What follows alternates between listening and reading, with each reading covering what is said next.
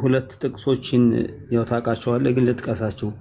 ሱራ 9:5 ላይ የተከበሩት ወሮች ባለቁ ጊዜ አጋሪዎችን ወይም ሙሽሪኮችን ባገኛችሁበት ስፍራ ግደሏቸው፣ ያዟቸውም፣ ከበቧቸውም፣ በየመንገድም ሁሉ ተቀመጡባቸው ይላል። አንድ ልጨምርልህና ሱራ 993 ላይ ግርግር ክህደት እስከማይኖር ሃይማኖት ለአላህ ብቻ እስከሚሆን ተዋጓቸው ይላልና ብዙ ጥቅሶች አሉ እንደዚህ አይነት ጥቅሶችና እነዚህን ሳነባቸው ምንድነው የተሰማው? እንዴት ሰላማዊ ሊሆን ይችላል ማለት መጽሐፉ ጦርነትን የሚሰብክ ከሆነ አብሮ የመኖር እሴትን የሚሸረሽር ከሆነ የግድ አንድ ሙስሊም ከአንድ ሰው ከሆነ ክርስቲያን ጋር ለመኖር የማይችልበት የሆነ ሁሉ ነገር ሐራም እየተባለ የሚከለከል ከሆነ አብሮ መብላት አብሮ መጣቱን በዚሁ ላይ ያካትቼው ነው። እና ይሄ እንዴት ነው ሰላም ሊሆን የሚችለው? ተከበሩ ያለው ኦኬ። እስኪና ይሄን ሱረቱ ተውባ ምዕራፍ 9 ቁጥር 5 እና ሱረቱ በቀራ ምዕራፍ 2 ቁጥር 193 ነው የጠየቀው። አንድ ሰው ሲያነብ በግርድፉና በሌጣው ሊጠይቀው የሚችለው ጥያቄ ነው የጠየቀው። አግባብነት ያለው ጥያቄ ነው። አብሽር፣ ችግር የለውም። እዚህ ላይ ግን ሱረቱ ተውባ ምዕራፍ 9 ቁጥር 5 ላይ ስትመለከተው የተከበሩ ወሮች ባለቁ ጊዜ ነው የሚለው። ለምንድን ነው የተከበሩ ወሮች ብሎ ያለው? እነማን ናቸው የተከበሩ ወሮች? አጋሪዎችን ባገኛችሁ ስፍራ ገደሏቸው የተባለው ማን ነው የሚለውን ኮንቴክስቱን በደንብ መረዳት መቻል አለብህ። አይተህ ከሆነ በቁርአን ሱረቱ ተውባ ምዕራፍ 9 ቁጥር 36 ላይ የወሮች ቁጥር አላህ ዘንድ ባላ መጽሐፍ ውስጥ ሰማይና ምድር በፈጠረበት ቀን 12 ወር ናቸው፣ ከነርሱ 4ቱ የተከበሩ ወሮች ናቸው ብሎ ነው ያስቀመጠው። እነዚህ 4 ወሮች የሚባሉት ምንድን ነው? ዙልቀይዳ፣ ዙልሂጃ፣ ሙሐረም ምናምን እየተባሉ ከዛ በኋላ ደግሞ ረጀብ የሚባል 4 ወሮች አሉ። የመካ አጋሪዎች የመታገሻ ጊዜ የተከበሩ ወሮች 4 ወሮች ነው የተሰጣቸው። ምን አድርገው ነበር ብለህ ስትል የተከበሩ ወሮች ባለቁ ጊዜ አጋሪዎችን ባገኛቸው ስፍራ ገደሏቸው ከማለት በፊት ቁጥር 1 ላይ ሰዎች አያነቡትም። ሱረቱ ተውባ ምዕራፍ 9 ቁጥር 1 ላይ ይህ ከአላህና ከመልእክተኛ ወደ እነዚያ ቃል ኪዳን ወደ ተጋቡት አጋሪዎች የምትደርስ ንጹህ ናት አለ። ቃል ኪዳን ገብተው ነበረ እነዚያ አጋሪዎች የመካ ሙሽሪኮቹ አንነካችሁም እንዳትነኩን ተባብለው ከአማኞች ጋር ቃል ኪዳን ገብተው ነበረ። ቁጥር 12 ላይ ይኸው ከቃል ኪዳናቸው በኋላ መሐላዎቻቸውን ቢያፈርሱ ሃይማኖታችሁን ቢያነውሩ የክህደትን መሪዎችን ከክህደት ይከለክሉ ዘንድ ተዋጓቸው፣ እነርሱ ቃል ኪዳን የላቸውምና አለ። ቃል ኪዳናቸውን አፈረሱ እነዛ ሰዎች። ቁጥር 13 ላይ ይኸው መሐላዎችን ያፈረሱትን መልእክተኛውን ለማውጣት ያሰቡትን ከመካ ማለት ህዝቦችን እነርሱ ለመጀመሪያ ጊዜ የጀመሯቸው ሲሆን ለምን አትዋጓቸው? ማነው የተተናኮለው? እነዛ ሰዎች ናቸው የተተናኮሉት፣ የመካ አጋሪዎቹ። አላህን ይበልጥ ልትፈሩ የተገባ ነው አለ። ከዛ ቁጥር 4 ላይ ነው ከአጋሪዎቹ እነዛ ቃል ኪዳን የተጋቧችሁንና ከዚያ ምንም ያላጎደሉባችሁን በእናንተ ላይ አንድም ያልረዱባችሁን ሲቀሩ እነዚህ ቃል ኪዳንን እስከ ጊዜያቸው መጨረሻ ድረስ ሙሉላቸው አለ። አላህ ጥንቆቹን ይወዳልና አለ። በቃል ኪዳናቸው መሰረት አንታናኮልም ብለው ሐቃችሁን አንነካም ብለው ያሉትን ሰዎች አትንኳቸው አለ አላህ። ከዛ በኋላ ነው ቁጥር 5 ላይ ምን የሚለው? የተከበሩ ወሮች ባለቁ ጊዜ የመታገሻ 4 ወር ተሰጥቷል። እነዛ ሲያልቁ አጋሪዎችን ባገኛችሁ ስፍራ ገደሏቸዋል። ከዛ ቁጥር 7 ላይ አላየኸውም አንተ? ለአጋሪዎቹ አለ አላህ ዘንድ እና መልእክተኛው ዘንድ ቃል ኪዳን ይኖራቸዋልን? እነዚያ በተከበረ መስጊድ ቃል ኪዳን የተጋባችኋቸው ብቻ ሲቀሩ እነዚያ በቃል ኪዳን ለእናንተ ቀጥ እስካሉ ድረስ ለእናንተም ቀጥ በሉላቸው። አላህ ጥንቆቹን ይወዳልና አለ። ቀጥ ብለው ሳይነኳችሁ ምን ሳይሏችሁ አርፎ የተቀመጡትን ሰዎች ቀጥ በሉላቸዋል ራሱ ማለት ነው። ይሄ ነው ቁርአን የሚያስተምረው ማለት ነውና ቁጥር 5 ላይ ያዟቸው፣ ክበቧቸው፣ ለነሱ መጠባበቂያ በየመንገዱ ደግሞ ቢቀመጡ አለ ቢጸጸቱ፣ ሰላትን ቢሰግዱ፣ ግዴታ መጽዋዕትን ቢሰጧችሁ መንገዱን ልቀቁላቸዋል።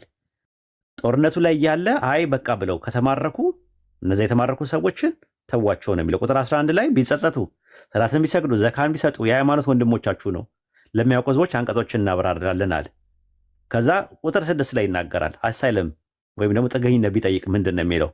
ከአጋሪዎቹ አንዱ ጥገኝነት ቢጠይቅ የአላህን ንግግር እስኪሰማ ድረስ አስጠጋው፣ ከዚያ ወደ መጠባበቂያ ስፍራ አድርሰው፣ ይህ የማያውቁ ህዝቦች በመሆናቸው ነው አለ። ስለዚህ ጥገኝነት ቢጠይቀው ለምሳሌ በቃ ተማርክ ያለው ብሎ ጥገኝነት ቢጠይቅ የአላህን ቃል እስኪሰማ ድረስ አስጠጋው ነው የሚለው። በቃ እስኪሰልም እስከ መጨረሻው ድረስ ጥሩ ነገር እያደረግ ትንከባከበዋለህ እንጂ ገደለው የሚል ነገር የለውም። ስለዚህ ሱረቱ ተውባ ምዕራፍ 9ን ስታነቡ ሙሉን አንብበው። ካላነበብከው ቁጥር 5 ላይ ከመጣ ከኋላው ኮንቴክስቱን አውዱን ካልተመለከትከው ትቸገራለህ ማለት ነው። ሱረቱ ተውባ ምዕራፍ 9 ቁጥር 5 ላይ ግልጽ ነው። ወደሚቀጥለው ከመሄድ በፊት ይሄ ጦርነት ላይ የወጣ ህግ እንደሆነ ካስረዳኝ ጥያቄ ሊኖረኝ አይችልም። አዎ እንደዛ ነው። እንደገና ደግሞ ሁሉንም አይደለም የሚለው አራት ወር አለ። የተከበሩ ወሮች የሚባሉት 4 ወሮች ናቸው። እነሱ ባለቁ ጊዜ ነው። እስከዛ ድረስ ቢያንስ ሀሳባቸውን ሊቀይሩ ይችላሉ። ስለዚህ ቃል ኪዳን ተጋብተው ያልተተናኮሉት የነበሩ ሰዎችን ከሆነ እንዳትነኳቸው ነው የሚለው። ሁለተኛ ጥያቄ ጠየቀው ሱረቱ በቀራ ምዕራፍ 2 ቁጥር 193 ነው። አንቀጹ ላይ ስትመለከተው ምንድን ነው የሚለው? ሁከት እስከማይገኝና ሃይማኖት ለአላህ እስከሚሆን ድረስ ተጋደሏቸው ነው የሚለው። ሙሉን አላየኸውም። እሱን ጥቅስ ብትመለከተው መጀመሪያ የሚጀምረው ወሰን አትለፉ፣ አላህ ወሰን አላፊዎችን አይወድምና እያለ መጀመሪያ እንትን ብሎ ነው የሚያስቀምጠው። ወሰን አትለፉ ከ190 ጀምረ ብታየው ወሰን አትለፉ፣ ወሰን ባለፉባችሁ ሰዎች ግን ወሰን እለፉባቸዋል። እስከምን ድረስ አለ? እውከት እስከማይገኝና አለ በቃ ሰላም እስከሚሆንና ሃይማኖት ለአላህ እስከሚሆን ድረስ ተጋደሏቸው። ፋይት አድርጉ፣ ግደሏቸው አይደለም የሚለው፣ ተጋደሏቸው፣ ፋይት አድርጉ፣ በቃ ባትሉን ቀጥሉዋል። ምን እስከሚሆን ድረስ አለ? እውከት እስከማይገኝ ድረስና እያወኩ የመጡት ራሳቸው ናቸው፣ ድንበር አልፈው የመጡት። ሱረቱ በቀራ ምዕራፍ 2 ቁጥር 190 ጀምረ ብታነበው እንደዛ 190 ባገኛችሁ ስፍራ ሁሉ ገደሏቸው፣ ካወጧችሁ ስፍራ አውጧቸው አለ። ያስወጧቸው ከየት ነው? ከመካ ነው ያስወጧቸው። አይተህ ከሆነ የረሱል ሰለላሁ ዐለይሂ ወሰለምንና ባልደረቦቻቸውን ማለት ነው።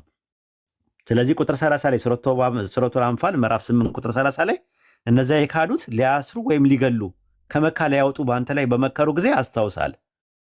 እንደዛ ነው ያደረጉት። ከዛ በኋላ ምን የሚል አንቀጽ መጣ? ሱረቱ ሐጅ ምዕራፍ 22 ቁጥር 39 እና 40 አንቀጽ ለነዛ ለሚገደሉት ምዕመናን እነሱ የተበደሉ በመሆናቸው መጋደል ተፈቀደላቸው። ለነዛ ጌታችን አላህ ነው ከማለታቸው በስተቀር ያለ አግባብ ከሀገራቸው የተባረሩ ለሆኑት ተፈቀዳል። መጀመሪያ እኮ ምንም ነገር የለም። ከ6:10 ጀምሮ እስከ 6:22 ድረስ በነበረው እስከ 6:22 ለ12 ዓመት ያክል ለ13 ዓመት ያክል እንዲህ የለም ነበረ። በ6:22 ላይ ምንድን ነው ያደረጉት? መጨረሻ ላይ ተሰደዱ። ከመካ ወደ መዲና ተሰደዱ። እዛ ድረስ ደግሞ ሄደው ተመልሰው ደግሞ ሊወጉ መጡ። ስለዚህ አንቀጽ ወረደ። ምን የሚል? ለነዛ ለሚገደሉ ምዕመናን እነሱ የተበደሉ በመሆናቸው መጋደል ተፈቀደላቸዋል። እነዛ ጌታችን አላህ ነው ከማለት በስተቀር ያለ አግባብ ከሀገራቸው የተባረሩት ለሆነ ተፈቀዳለ። ከዛ ሱረቱ በቀራ ምዕራፍ 2 ቁጥር 190 ላይ እነዛ የሚጋደሏችሁን በአላህ መንገድ ተጋደሉ አለ። ቴዲ በማ መንገድ አለ?